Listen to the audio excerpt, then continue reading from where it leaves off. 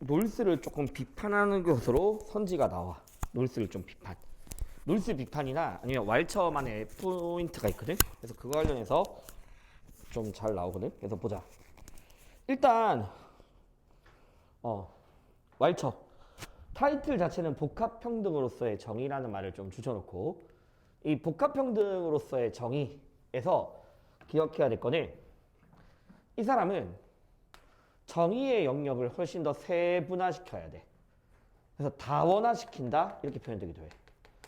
정의의 영역을 세분화 또는 다원화시켜야 되고, 그 영역을 세분화시킴에 따라서 그 영역에 따르는 사회적 가치, 다 내용도 다르고 기준도 다르고 분배 절차도 다 다르다, 이런 내용이고, 두 번째는 이걸 반대, 전제를 반대.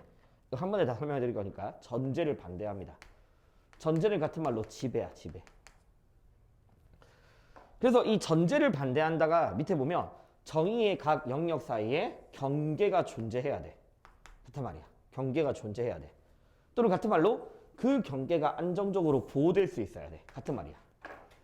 다 같은 말이거든. 그래서 일단 정의 영역을 세분화시켜라, 그 다음에 전제를 반대한다, 이런 것들을 잘 강조하고, 그 다음 밑에 보시면 또 세 번째, 이 왈처는 공동체주의자거든. 공동체주의다 보니까 이 정의의 이 사람이 분배와 관련된 모든 가치들을 다 사회적 가치래. 그럼 사회적 가치라는 말이 뭐냐면, 같은 말, 공동체의 역사, 문화에 따라서 서로 다른 의미가 부여돼야 돼. 서로 다른 의미가.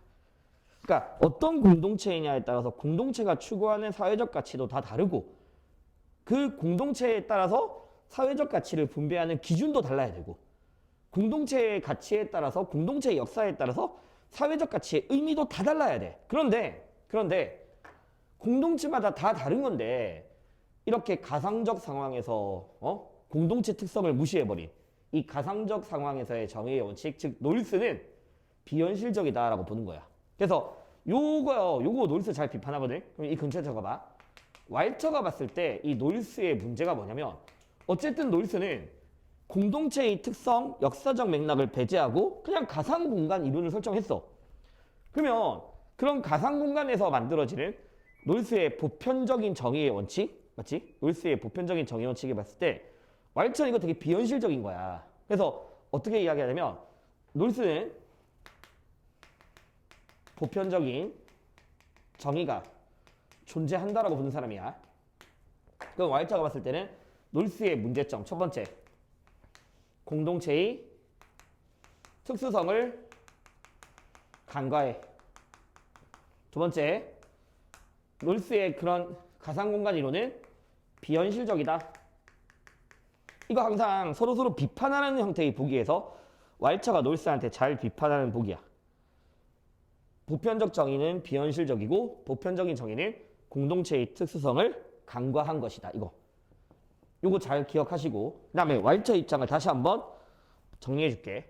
아까 정의 영역을 세분화시켜라. 서로 다른 가치는 서로 다른 기준, 서로 다른 절차에서 분배돼야 되고, 전제 반대했고, 정의 영역 간에는 원칙적으로 경계가 존재해야 된다고 이야기했거든. 그럼 왈처의 두 번째 입장이 바로 뭐냐면 요거야. 자, 봐봐.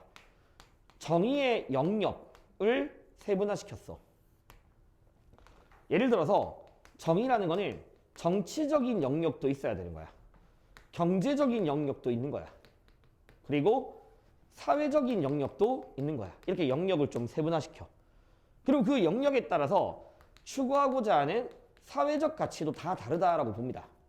예를 들어서 정치적 영역에서 추구하는 가치는 권력, 이런 것들이 될 수 있을 거고, 경제적인 영역에서 추구하는 가치는 뭐 돈이라든가 상품, 이런 것들이 될 수 있겠죠. 사회적인 영역에서 추구하는 가치는 뭐 복지라든가 안전, 이런 것들이 될 수 있는 거지. 자, 그럼 이렇게 영역에 따라서 추구하는 가치도 다르고요. 그 가치를 분배하는 기준도 다 달라야 돼. 분배 기준도. 그래서 왈처가 권력이라는 가치를 분배할 때는 뭐가 기준이 돼야 되냐면, 토론 또는 민주주의식 선거, 이런 것들이 기준이 돼야 되는 거야. 토론과 민주주의. 대통령 선거 같은 거 생각하면 될 것 같고, 그 다음에 돈이라는 거는 자유교환의 원리에 따라야 돼. 자유교환의 원리. 자, 복지라는 거는 필요가 기준이 되어서 가장 필요로 하는 사람들에게 우선적인 혜택이 돼야 돼. 다 다른 거야.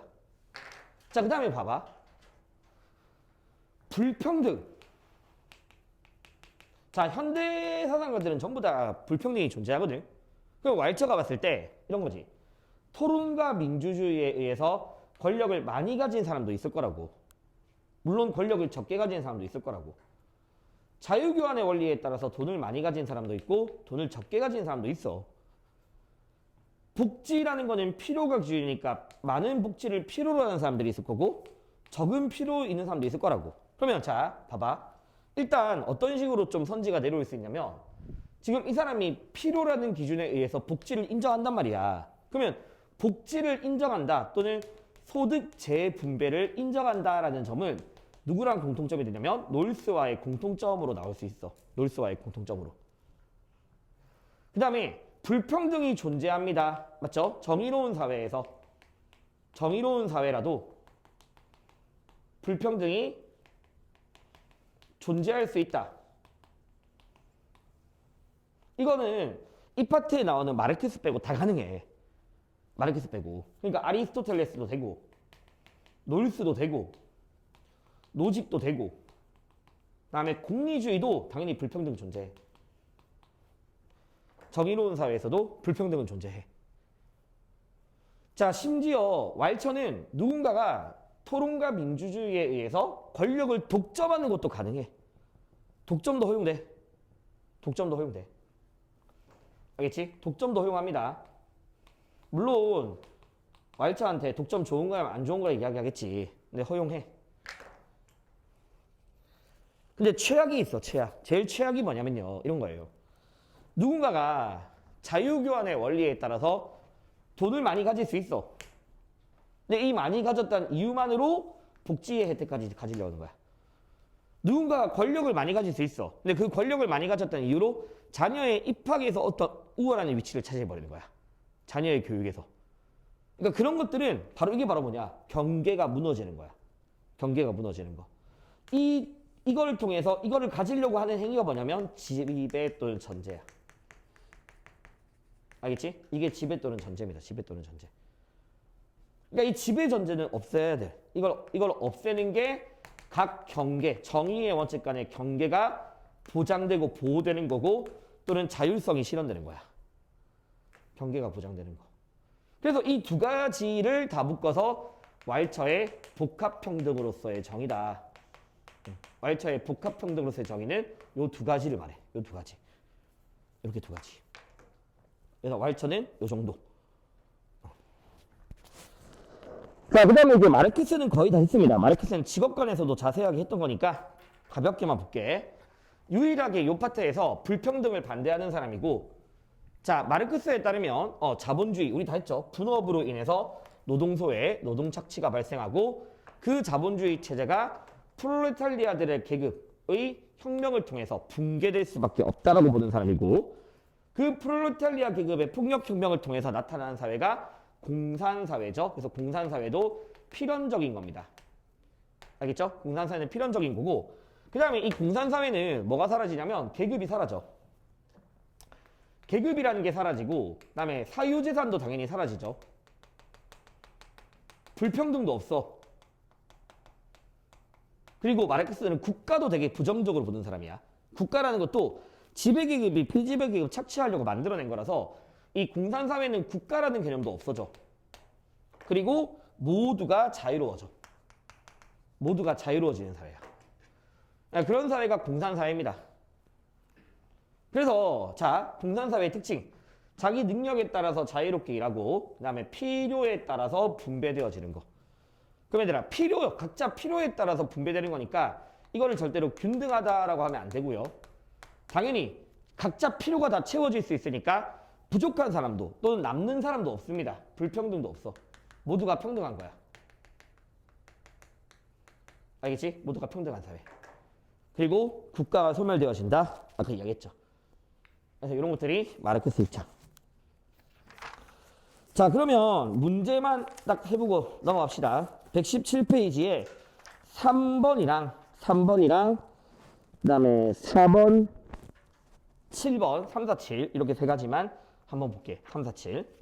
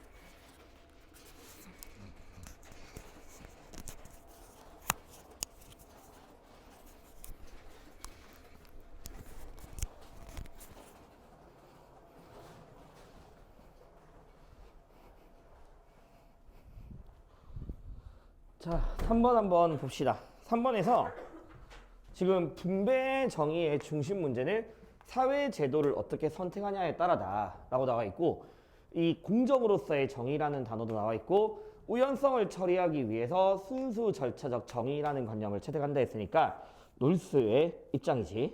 그 다음에 을을 보면, 자, 분배 정의는 완결될 수 있는 원리가 있대.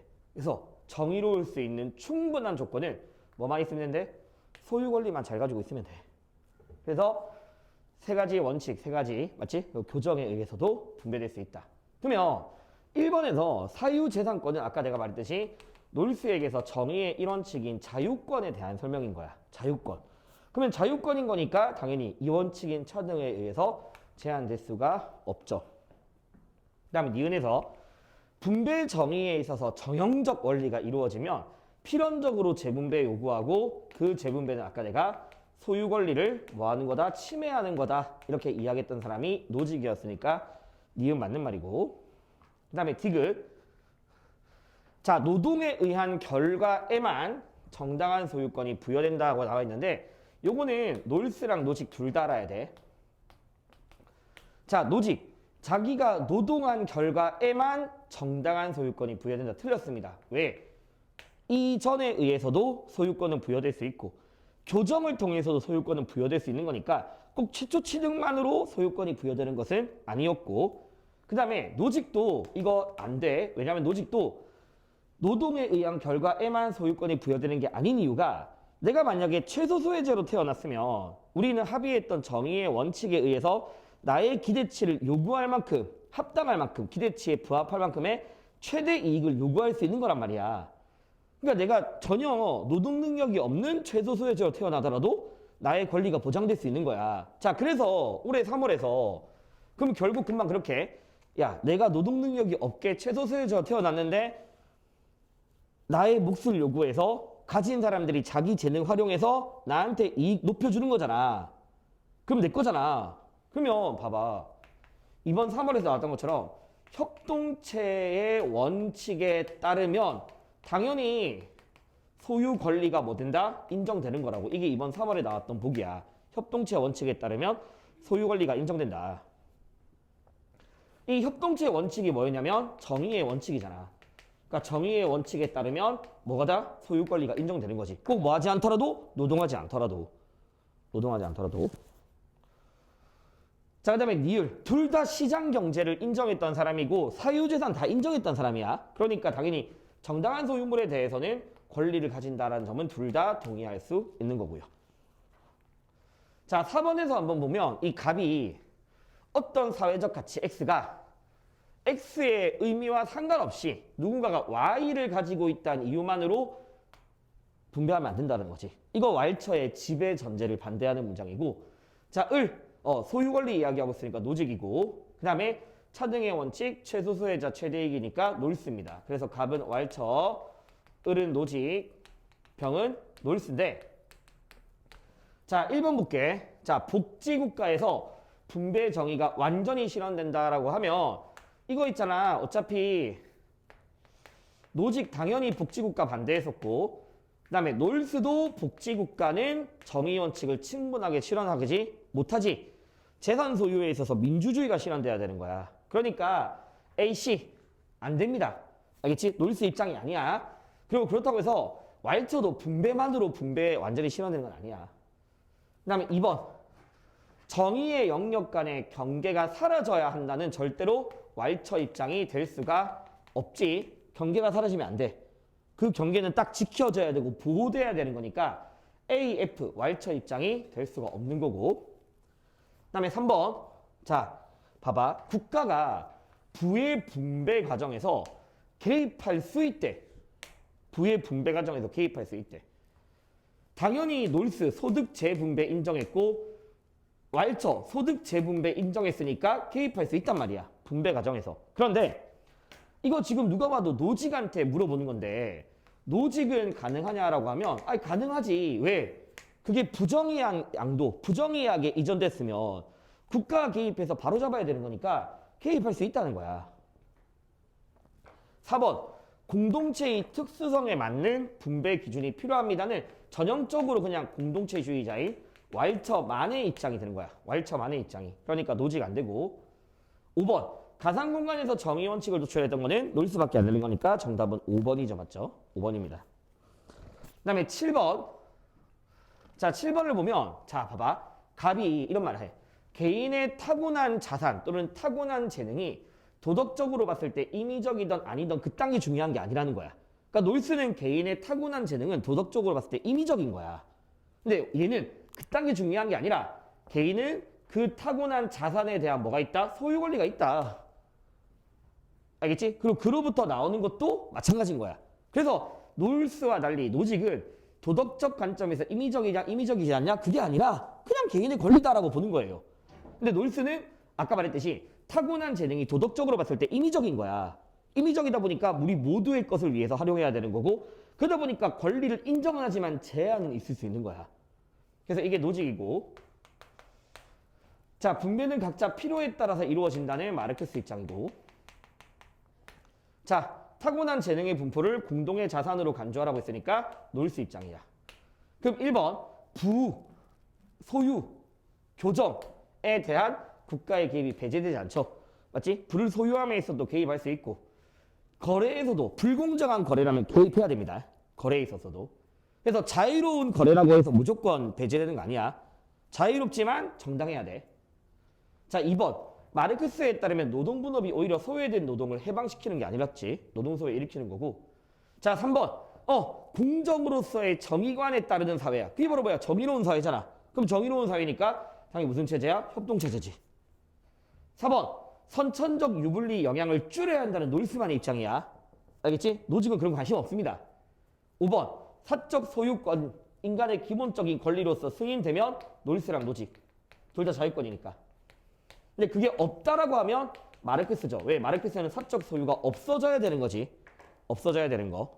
그러니까 승인될 수 없다는 그냥 여기서는 마르크스만 가능한 거야. 이런 내용들이 분배와 관련된 정의야. 분배 정의. 자, 그 다음에 이제 122페이지에 사회 정의에서 교정적 정의라는 걸 볼 겁니다. 근데 교정적 정의에서 사실 직접적인 내용은 이 124페이지부터야. 124페이지부터 이제 사상가들을 좀 비교해주면 되는 건데 122페이지, 123페이지 근처에 빈칸이 있으면 나랑 뭐 하나 필기할 건데 이게 진짜 중요해. 왜냐면 교정적 정의는 내신 문제든 수능 문제든 평가원 문제든 전부 다 이 비교하는 문항으로 서로 비판하는 문제로 잘 나오고 보기 5개 중에서 무조건 한두 개는 꼭 공통적인 선지들이 들어가. 꼭 공통적인 선지들이. 그래서 우리가 뭘 이해해야 되면 여기서 다루는 사람들이 여기서 다루는 사람들이 칸트, 그다음에 베카리아, 그리고 벤담, 그다음에 루소 이런 사람들을 다룰 거거든. 이런 사람들. 근데 중요한 게 뭐냐면 얘들 다 근대 사상가들이라고. 근대 사상가들. 그러면 이 근대 사상가들이 공통적으로 이야기하는 것들이 있어. 자, 그 전까지 절대왕정에서는 군주에 의한 자의적인 처벌이 이루어졌던 거야. 자의적인 처벌. 또는 사적인 보복이 이루어졌다고. 사적인 보복이. 다 사적인 보복이 이루어졌던 거야.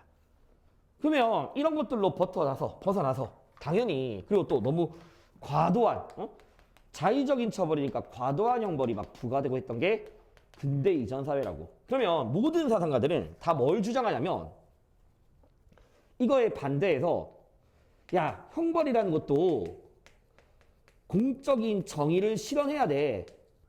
이거 누구나 다 이야기하는 거야. 형벌은 공적인 정의를 실현해야 된다. 또는 모든 사상가들이 다 각자가 생각하는 보편적인 정의 원칙이 있다고. 그러니까 형벌은 공적인 정의를 실현하기 위한 수단이어야 되고 또는 형벌은 보편적인 정의의 원칙을 따라야 된다. 아니 누구나 다 이야기하는 거야. 누구나 다. 그래서 형벌은 공적인 정의, 보편적인 정의 따라야 된다. 그러면 공적인 정의를 실현하고 보편적인 정의를 실현하려면 첫 번째는 뭐냐? 아니 당연히 사적인 보복이 아니라 형벌 또는 범죄는 법에 근거해야 되는 거지. 법에 근거해라. 그러니까 이런 것들을 보통 줄여서 뭐 죄형법정주의라고 부르는데 다 가능한 거야. 그리고 모든 사상가들은 다 각자가 생각하는 정의를 어디에 반영하고자 해? 법에 반영하고자 해. 법이나 형벌에 반영하고줘야 해. 그래서 법에 근거해야 된다. 다 누구나 할 수 있는 표현들. 죄형 법정주의 표현. 그다음 두 번째. 자, 과도한 형벌을 반대하기 때문에 이 형벌은 범죄와 형벌 간에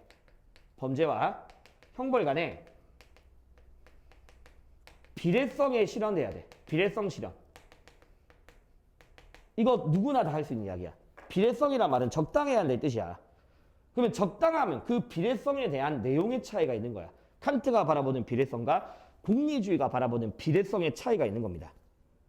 그래서 이런 식의 표현들 이거 전부 다 누구나 다 가능한 표현이다 라는 거를 꼭 알고 있어줘야 되고, 그럼 이제 우리가 바로 누구를 할 거냐면 124페이지에 이제 베카리아부터 볼 겁니다. 자, 그래서 이제 베카리아를 볼 건데, 이 베카리아는 너희가 뭘 기억해야 되냐면 두 가지 입장을 다 알아야 돼. 첫 번째, 이 사람은 공리주의자이면서 동시에 사회계약론이야. 동시에 사회계약론이고, 공리주의 플러스 사회계약론의 관점에서 사형제를 반대하는 사람이야. 사형제를 반대. 물론 이 사람이 사형제를 반대했던 근거들은 되게 다양하지만 일단 대표적으로 이 두 가지 입장에서 사형제를 반대합니다. 자, 그러면 밑에 우리는 사회계약론의 입장에서부터 먼저 할 거야. 알겠지? 사회계약론 입장에서. 자, 기본적으로 이걸 좀 알자. 사회계약론이라는 거는 어쨌든 국가라는 것 자체는 시민들의 계약으로 만들어진 거야. 시민들의 계약으로서 만들어진 겁니다. 왜냐하면 사회계약론자들이 봤을 때 국가가 만들어지기 이전의 자연상태를 한번 가정해 본다면 이 자연상태가 뭔가 좀 불완전해. 불완전하다 보니까 시민들이 자연적으로 주어진 권리를 제대로 보호하기 위한 목적에서 국가를 인위적으로 만들어낸 거야. 국가를 만들어낸 거. 알겠지? 그래서 국가는 시민의 계약에 따른 거다. 또는 합의에 따라서 만들어진 겁니다. 목적은 뭐? 자연권 제대로 보장하려고. 그러니까 자연권이라고 하면 뭐 천부인권으로서 주어지는 생명권, 자유권, 평등권 뭐 이런 것들이겠지. 그런 것들을 제대로 실현하려고 만든 게 국가니까 기본적으로 계약론자들에게서 국가는 뭐냐면 수단이야. 수단. 알겠죠? 국가는 수단이고, 그래서 일반적으로 이 사회계약론은 개인주의 이념에 부합하는 거야. 개인주의, 자유주의 이념에 부합하는 거야. 근데 한 명은 좀 특이한 거야. 루소는 아니야. 루소는 좀 특이해. 알겠지? 기본적으로 계약론은 개인주의, 자유주의론이야. 개인주의, 자유주의론. 국가를 개인의 권리를 위한 수단으로 바라보는 거. 근데 루소는 아니야. 자, 일단 베카리아 보자. 자, 베카리아 봐봐. 베카리아. 왜 사회계약론 입장에서 사형제를 반대하냐? 왜 반대하냐면 이 표현이 중요해. 국가를 왜 만들었냐? 일반 의사를 위한 거야. 일반 의사라는 단어. 일반 의사를 위해서 만들었어. 그럼 일반 의사의 뜻이 뭐냐면 일반 의사의 뜻이 이거야. 자, 일반 의사는 개인의 이익에 또는 권리에 그냥 단순한 합의만 불과한 게 일반 의사야. 자, 다시. 일반 의사는 같은 말로 공익이라 표현돼. 그냥 공공의 이익이야. 공익이야, 공익. 공익인데 이 공익은 이 사람 벤담이랑 똑같은 공익주의잖아. 그러면 공공의 이익이란 뭐냐? 개인들의 이익에 단순한 합의에 불과해. 개인들의 이익 또는 개인들의 권리에 합의에 불과한 거야. 자, 그럼 다시 말해볼게. 국가가 왜 만들었냐라고 하면 개인들의 이익과 권리를 위한 거라고. 법을 만든 이유도 개인들의 이익과 권리를 위한 거야. 형벌을 만든 이유도 개인들의 이익과 권리를 위한 거라 보는 거야. 개개인들의 이익을 위한 거야. 그러면 그런 베카리아가 봤을 때 야, 씨, 그렇게 해서 국가 만들었는데 어느 누구도 법 만들면서 형벌 만들면서 자유를 완전하게 영구적으로 상실할 것을 선택할 만한 사람이 있다 없다? 없다라고 보는 거야. 내 자유, 내 권리가 중요해서 국가 만드는 건데 어느 누구도 자유를 완전히 영구적으로 상실할 것을 선택할 사람은 없으니까 결론, 사회계약을 함에 있어서 어느 누구도 생명권을 양도한 사람은 있다 없다? 없다라고 보는 거야. 국가에게 생명권 양도한 사람은 없습니다. 그러니까 국가가 만약에 사형을 한다? 이건 오히려 국가가 국민에 대한 전쟁이고, 알겠지? 전쟁인 거고, 사형은 국가의 권리가 될 수 있다 없다? 없다라는 거지. 국가의 권리 아니다. 우리가 준 게 아닌 거니까. 그래서 꼭 기억해놔. 사회계약의 입장에서 생명권을 양도 안 한 사람이야. 알겠니? 그래서 사형제를 반대하는 겁니다. 근데 이제 위에 보면 공리주의적 입장에서도 사형제를 반대하거든. 공리주의적 입장에서도. 근데 그 전에 먼저 위에 형벌의 목적이 뭐냐? 범죄 예방. 동그라미 예방. 그러니까 이 예방은 범죄자에 대한 교화뿐만 아니라 하나 더 적어놔. 범죄자에 대한 교화. 형벌을 통해서 범죄자를 교화시켜서 그러한 범죄를 안 저지르게 하는 것도 예방이고, 일반인들에게 본보기 주는 거야. 이것도 예방이야. 그냥 두 가지 다 포함돼. 범죄자에 대한 교화뿐만 아니라 일반인들에 대한 본보기. 자, 그러면 공리주의적 입장에서 왜 반대하냐? 일단 기본적으로 이 사람은 사형은 공익에 이바지하는 바가 적대. 여기서 말하는 공익이 뭐냐면 예방이야, 예방. 예방 또는 범죄 억제력이야. 자, 사형은 다시 예방 또는 범죄 억제력에 이바지하는 자가 적다는 거야. 없는 게 아니야. 적은 거야, 적은 거. 알겠지? 그러니까 없다고 하면 안 돼. 이거 많이 나왔던 보기. 예방 효과가 없는 게 아니라 적다. 왜? 밑에.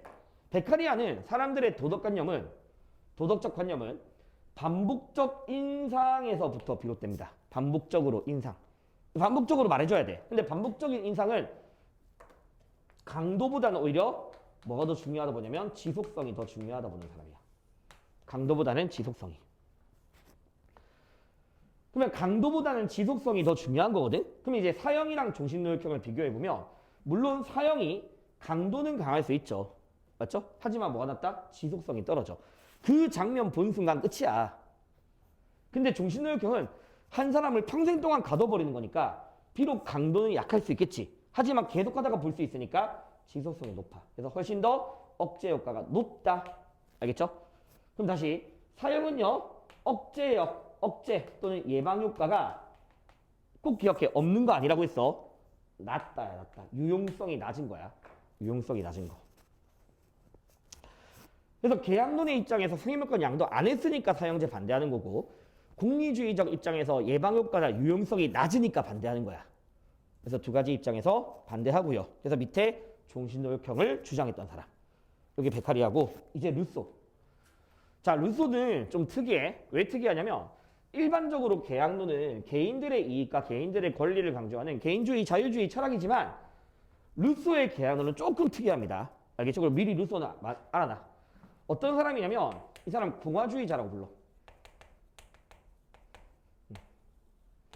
공화주의자라고 불러. 그러면 공화주의가 뭐냐면 민주주의랑 거의 비슷한 개념이거든. 그러니까 공화주의가 뭐냐면 시민 전부 다 같이 참여하고 다 같이 정치 활동해서 우리 아름다운 공동체 만들어 나가자 이거야. 알겠니? 다 같이 참여하고 다 같이 노력해서 아름다운 공동체를 만들어야 돼. 그래서 기본적으로 좀 개인보다는 공동체를 좀 더 강조하는 편이야. 알겠지? 루소가 좀 특이한 거야. 공화주의자야. 사실 개인과 공동선을 조화시키기는 하지만 공동선에 좀 더 우위를 둬. 자, 일단 루소 사회계약론의 바탕을 둔 사회방위론. 사회계약론의 바탕을 둔 사회방위론이고, 어쨌든 사회계약론에 따라서 사형제를 찬성해.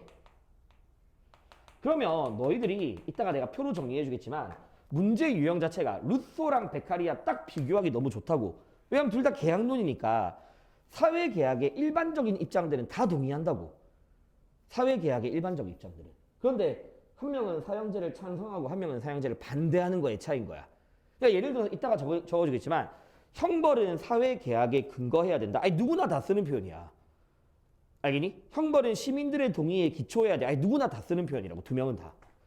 사회계약의 목적이 뭔데? 생명권 보호잖아. 그러면 형벌은 구성원들의 생명 보호를 목적으로 해야 돼. 둘 다 가능한 선지인 거야.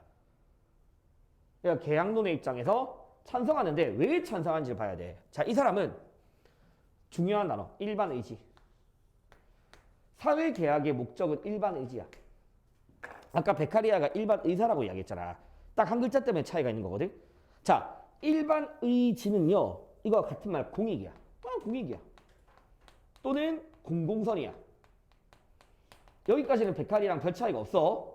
근데 루소가 바라보는 공공선은 뭐냐면 개개인들의 이익과 권리가 아니라 우리 모두의 권리야. 구성원 우리 모두의 권리입니다. 우리 모두의 권리. 우리가 다 같이 지켜야 될 인류의 권리를 말하는 거라고. 인류의 권리를. 그러니까 여기서 물론 구체적으로는 뭐 생명권이라든가 자유권 이런 것들이 있을 건데 알겠지? 루소는 자 다시 사회계약 외에서 인류 전체의 권리를 위한 거야. 개개인들의 권리가 아니라 인류의 권리야. 인류의 권리니까 실제로 이 루소의 일반 의지는 개인들의 이익의 합 이상의 것입니다. 단순히 개인들의 이익의 합을 위해서 만들어진 게 아니라 개인들의 합 이상의 가치가 있는 인류 전체의 생명권이다. 이렇게 바라보는 게 루소야. 그래서 국가는 이걸 실현하려고 만든 거야. 이걸 실현하려고. 알겠니? 이걸 실현하려고 만든 거야. 그리고 다 같이 지켜나가야 되는 거야. 다 같이 지켜나가야 되는 거. 그러면 다 같이 지켜나가야 되니까 우리가 약속해야 될 게 하나 있어. 뭘 약속해야 되냐면 봐봐. 내용 밑에 봐봐. 이거 그냥 이해만 하면 돼. 뭘 다 같이 약속해야 되냐면 타인의 희생으로 자기 생명을 보존하려고 하는 사람들. 쉽게 말하면 다른 사람 죽여서 자기 생명 보호하려고 해. 그러면 그 사람은 타인을 위해 필요하다면 자기 생명이 희생되는 것도 뭐 할 수 있어야 돼? 동의할 수 있어야 돼. 다시 다 줄여버릴게. 우리가 다 같이 인류의 생명권을 지키려면 우리 다 같이 뭐 하자? 생명권 내놔야 돼. 다 같이 내놓는 거야. 다 같이 내놓는 거. 그래서 루소는 뭐라고 이야기하냐면 봐봐 이걸 적어놔. 루소는 이 계약을함에 있어서 일반 의지의 공동선에 모든 권리, 재산 이거 전부 다 뭐 한 사람이냐면 양도한 사람이야. 일반 의지에다가 모든 권리를 양도했다. 다시 말하면 생명권 양도했다고 부르는 사람이야. 알겠니? 모든 권리를 양도했으니까 생명권을 양도했다. 그래서 국가를 만드는 과정에서 생명권을 다 양도했습니다. 양도해서 다 같이 지켜나가자. 알겠니? 그러면 자 그랬는데 누군가 사람을 죽였어. 사람을 죽였어. 그럼 이 살인자는 자기 스스로가 의지에 따라서 뭐 한 사람이야? 우리 다 같이 생명 지켜나가는 약속 깨트린 사람이잖아. 근데 이 사람 아까 뭐 했던 사람이죠? 자기 생명을 내놨던 사람이지. 그러면 사람을 죽였어? 그럼 자기 죽어도 좋다는 거에 동의한 거야 그냥. 그래서 계약 위반이고 스스로 구성원이기를 포기한 겁니다. 입증한 겁니다. 죽어도 좋다는 걸 동의한 거야. 동의했으니까 이제 더 이상 구성원이 아니라 뭐야? 적립뿐인 거야. 우리가 분명히 사회계약 목적 당시에 우리 모두 생명 지키고 국가 아름답게 만들어 나가자라고 약속을 했는데 사람 죽여버렸으니까 더 이상 적이 돼버린 거지. 적. 그래서 그런 점에서 사형제를 찬성하는 사람인 거야. 그래서 다시 마무리 좀 정리해보면 베카리아, 루소를 비교했을 때 둘의 공통적인 선지들이 뭐냐면 형벌 또는 사형은 구성원들의 생명을 보호해야 돼. 알겠죠? 이렇게 하자. 이렇게 하자. 이렇게 하면 되겠다. 이러면 헷갈리겠다. 자, 다시. 형벌은 사회계약에 근거해야 돼. 둘 다. 형벌은 사회계약에 근거해야 되고 둘 다 구성원들의 생명을 보호하기 위한 거야. 생명 보호를 위한 수단이야. 형벌은 사회계약에 근거해야 되고 생명 보호를 위한 수단이다. 그런데 그 사회계약의 목적에 있어서 베카리아는 일반 의사를 실현하기 위한 거였고 루소는 일반 의지를 실현하기 위한 거죠. 그러면 일반 의사는 개인의 권리를 더 강조하는 거고 일반 의지는 모두의 권리, 인류의 권리를 강조하는 거야. 그러니까 국가 생명권을 베카리아는 양도하지 않은 계약이고 루소는 자기 생명도 내놓을 수 있어야 되는 거지. 양도했다라고 보는 거야. 알겠니? 자, 그럼 봐봐. 사형제는 오히려 베카리아가 봤을 때는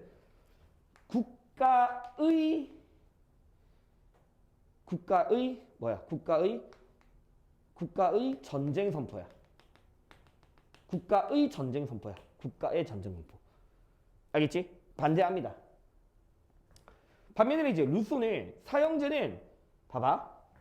사형제는 오히려 사형제를 통해서 구성원의 생명을 보호할 수 있다라고 보는 거죠. 맞지? 왜냐면 이 사람 되게 유해한 사람이잖아. 위험한 사람이잖아. 근데 이 사람 죽여버리게 되면 이 사람을 죽여서 완전히 격리시키면 뭐 할 수 있니? 구성원들의 생명을 보호할 수 있는 거고 또는 사회를 안정적으로 보호할 수 있는 수단이 되는 거지. 맞지? 사회계약의 목적, 사회를 보호하고자 하는 목적을 잘 실현하기 위한 겁니다. 베카리아는 절대로 구성원의 사형제가 구성원의 생명을 보호할 수 없다고 생각해. 맞지? 사형제는. 근데 이런 건데 봐봐. 둘 다 사형제는 계약의 근거에서 판단하자. 이거는 둘 다 가능한 선지야. 계약의 근거에서 판단해야 돼. 근데 계약의 근거에서 판단했을 때 베카리아도 바람직하지 않은 거고 루소는 바람직하다라고 보는 거겠죠. 이런 차이로 좀 기억을 하면 돼. 되니? 그래서 이 둘의 포인트를 잘 비교하시고 자, 그 다음에 이제 벤담. 오른쪽 페이지에 벤담은요. 왜 쉽냐면 그냥 벤담이 나오는 선지들은 대부분 다 베카리아랑 동의해.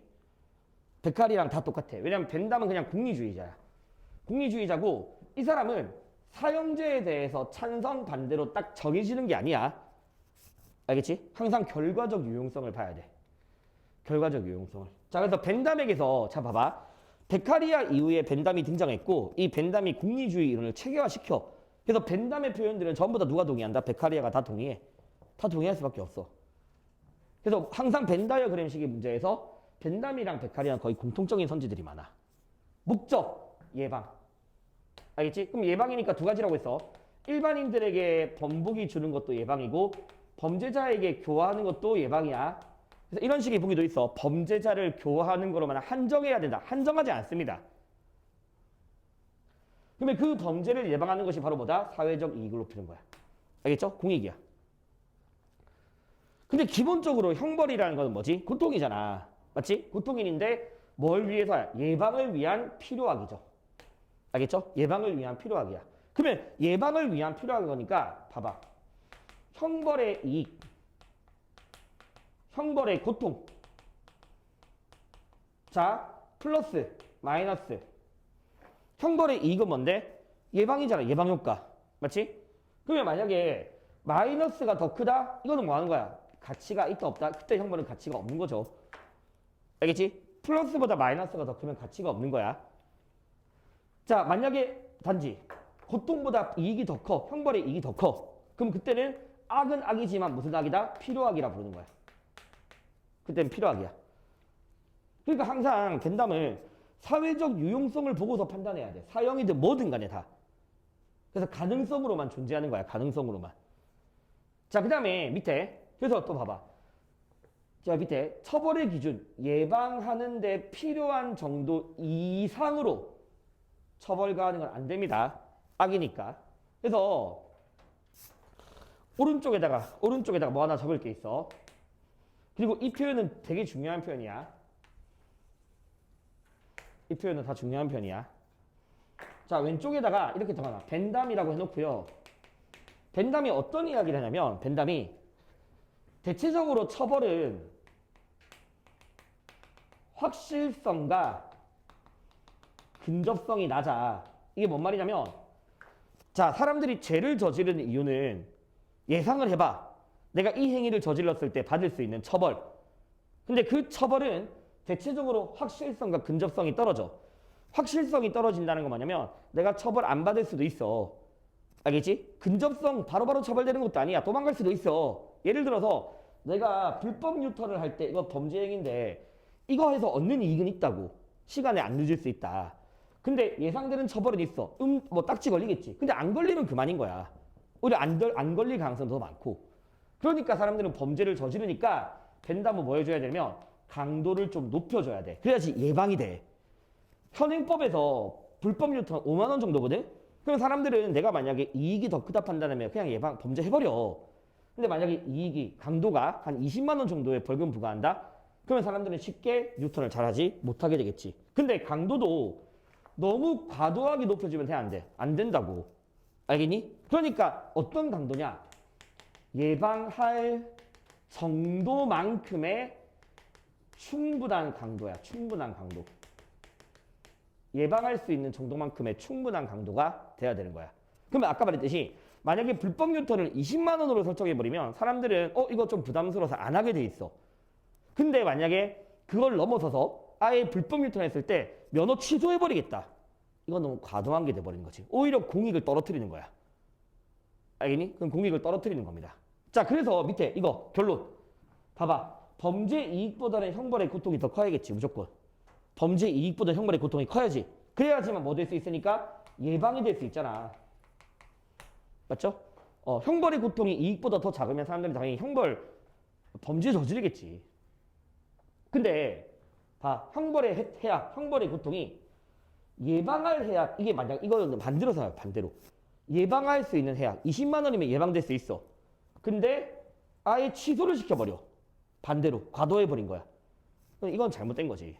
그래서 형벌의 고통은 예방할 수 있는 고통보다는 작아야 돼. 알겠지? 이게 뭐 한 거야? 적절한 거야. 이게 적절한 거. 알겠니? 이게 적절하다라고 보는 거야. 그러면 자, 여기에 나오는 공리주의식 요 표현들은 전부 다 누구다 동의한다? 베카리아가 다 동의하는 거야. 이게 선지로 내려오면 이거 전부 다 베카리아랑 똑같다.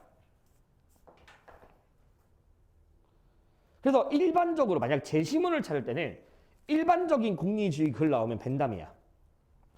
베카리아를 만약 낼 것 같으면 무조건 지속성이라든가 종신노역형이라는 표현을 써야 돼. 그걸 안 쓰고 그냥 일반적 공리주의 글 벤담.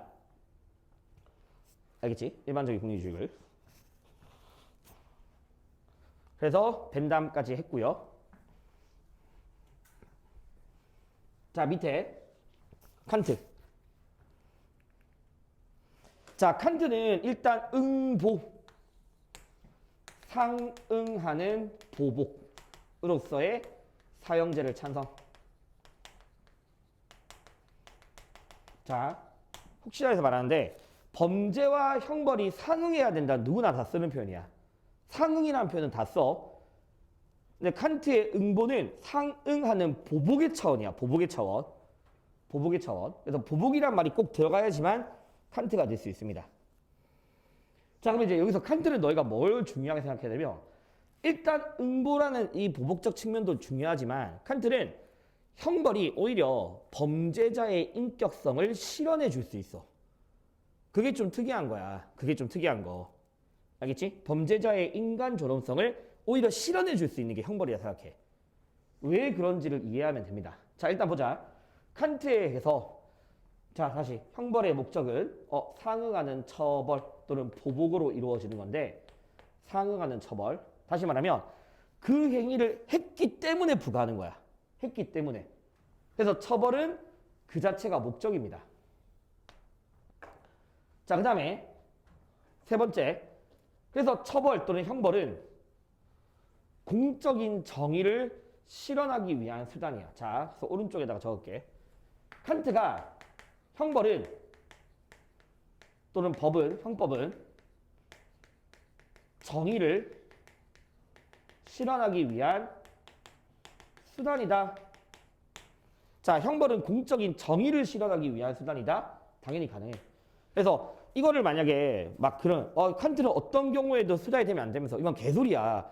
항상 목적은 도덕이야. 도덕은 무조건 목적이고 법이라든가 인간의 수단이 될 수 있다고. 법이라든가 인간의. 그래서 형벌은 공적 정의를 위한 수단인 거고 그 다음에 만약에 칸트가 형벌이 선 또는 이익을 위한 수단이다. 이거는 절대 안 돼. 이게 선이나 이익을 위한 수단이면 안 돼. 이 차이야. 자, 그럼 다시 여기서 말하는 선 또는 이익을 위한 수단. 이게 누구냐면 공리주의나 루소 같은 애들이야. 그러면 공리주의나 루소가 생각하는 이 선이나 이익은 뭐냐면 공공의 이익이란 예방 또는 루소 사회방위. 다시 말하면 칸트는 형벌이 예방이라든가 또는 사회방위를 위한 수단이 되어서 안 돼. 왜 안 되냐? 만약에 내가 범죄를 저질렀는데 나를 처벌함으로써 일반인들에게 두려움을 갖게 하고 또는 나를 통해서 사회 방해를 위한 수단으로서 이루어진다? 그거는 인간을 오로지 수단으로만 대하는 겁니다. 알겠죠? 이건 인간을 오히려 수단으로만 대하는 거야. 오히려 이게 비인격적인 거야. 그래서 했다는 이유만으로 죽여버려야 돼. 했다는 이유만으로. 그래서 해악을 준 사실을 토대로 부과해야 되고 상응하는 해악을 가해야 되는데 칸트가 생각하는 적당함이란 무엇이냐라고 하면 그냥 동등성 또는 동해보복 같은 말. 동해보복.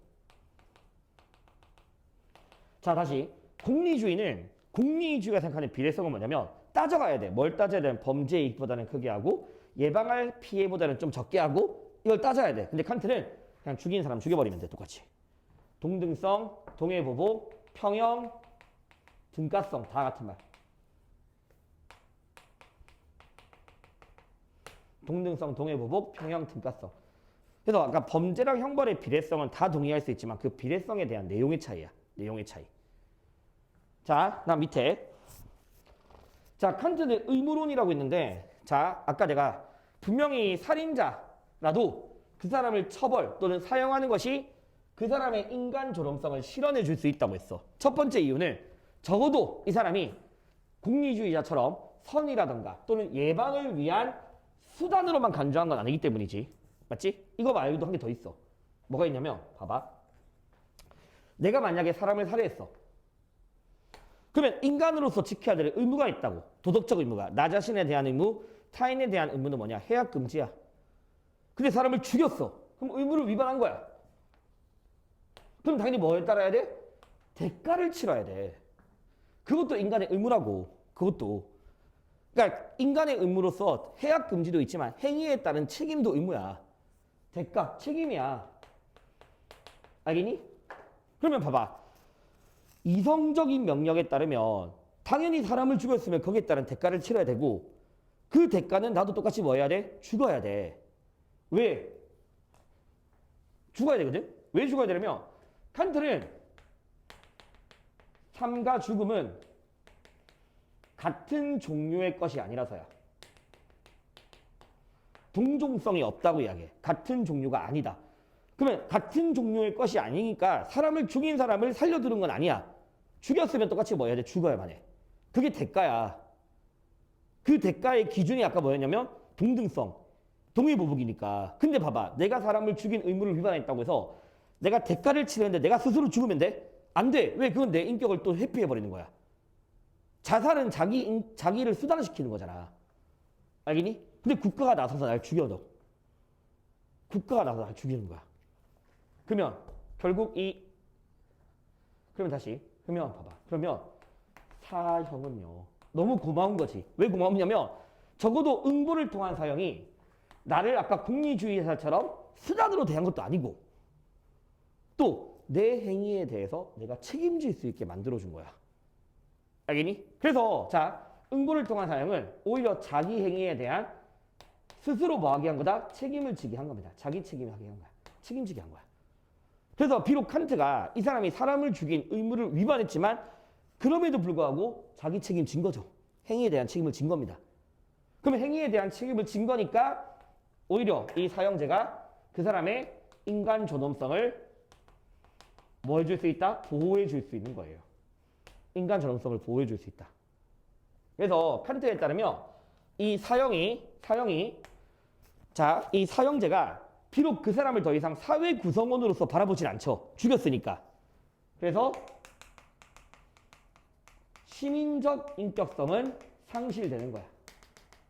시민적 인격성은 상실되는 거지만 타고난 인간의 존엄성은 보장된 거기 때문에 생득적 인격성은 뭐 되었다? 보호되었다.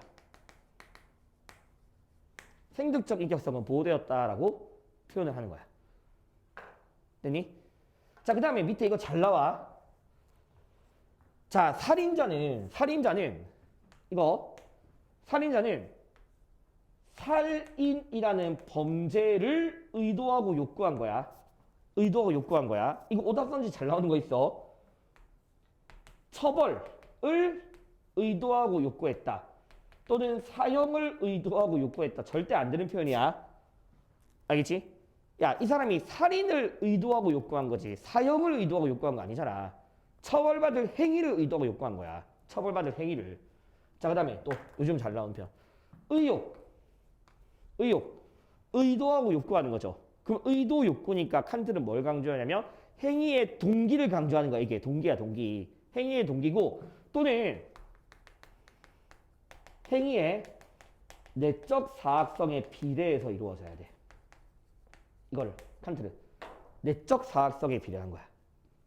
동기 또는 내적 사악성에 비례해서 이루어져야 되고 이 내적 사악성에 비례해서 이루어져야 되다 보니까 칸트는 어떤 이야기 하냐면 살인한 사람, 살인을 명령한 사람, 살인을 협력한 사람 전부 다 죽어야만 해. 살인자든 명령한 사람이든 또는 협력자든 전부 다 똑같이 응보에 따라서 내적 사악성에 비례해서 죽어야만 한다.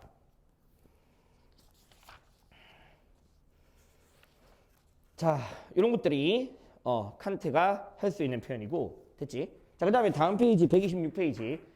자, 126페이지에서 중간에 표 봐봐. 이거 좀 마무리 지을게. 표.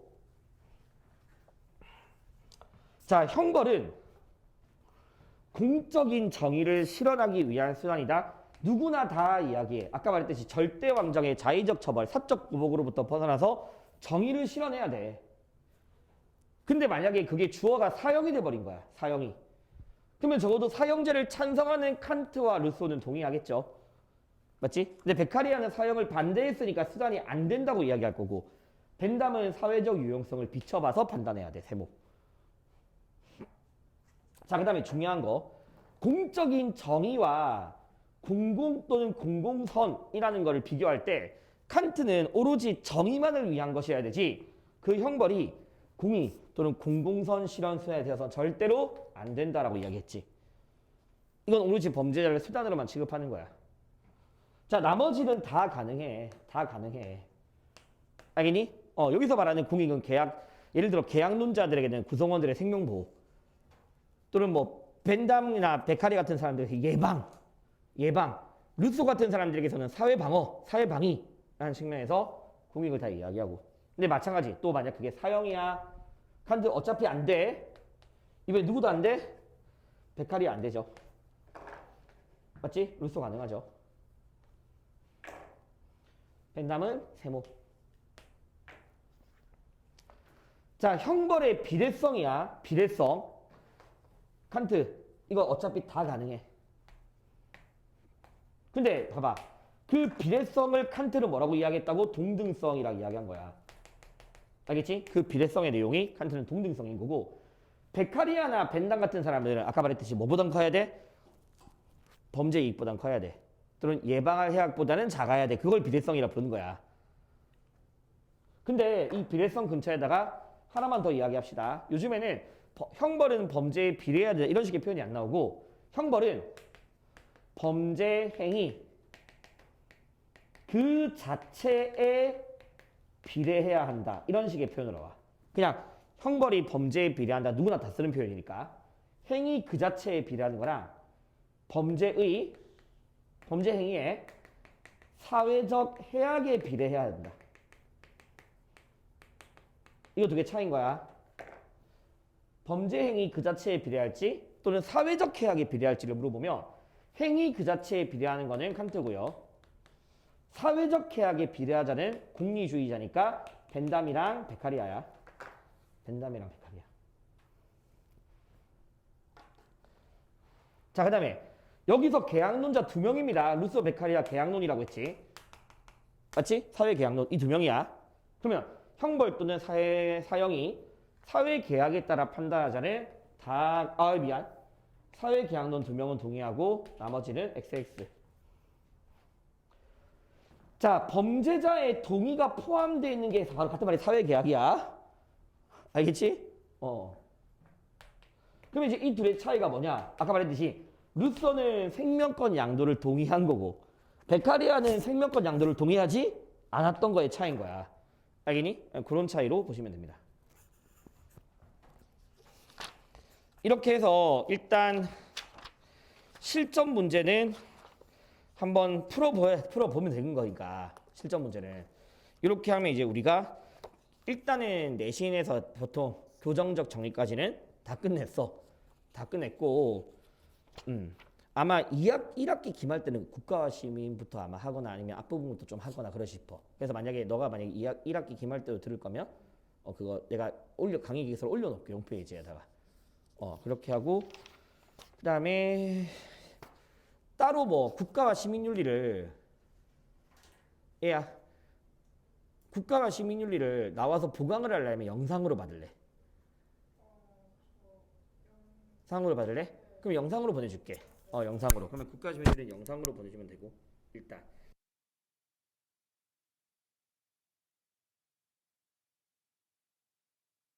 그래서 문제를 보자. 문제를. 129페이지에 2번이랑 1번, 2번.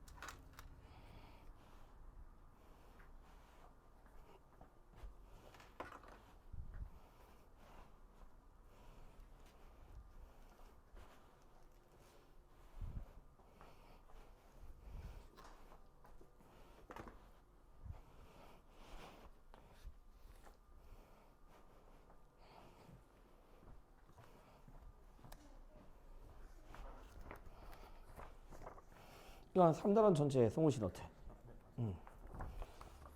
3단원 전체 송우시. 그래서 1, 2번 같이 한번 봅시다.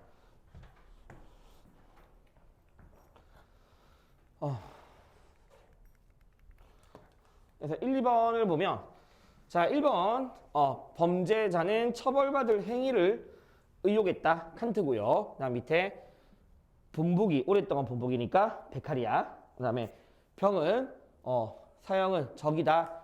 사회계약 파기했고 구성원이 아니라는 증명 스스로 선언했다라는 루소 입장이지. 그러면 1번에서 형벌의 질과 양은 동해보호법에 의해서 결정되어야 한다는 칸트만의 입장이니까 칸트가 나머지한테 쏘면 되고 1번 맞는 말이고 2번 형벌은 국가 존립을 위한 수단으로서 집행될 수 있다는 루소의 사회방위론의 입장이죠. 그럼 루소 사회방위론 입장이니까 병인 루소가 비판받으면 안 되는 거고 안 되고 3번 사회계약은 살인범을 사형에 처할 수 있는 근거가 된다는 거는 이건 누구밖에 안 돼? 루소밖에 안 되지. 맞지? 사회계약에 의해서 사형제.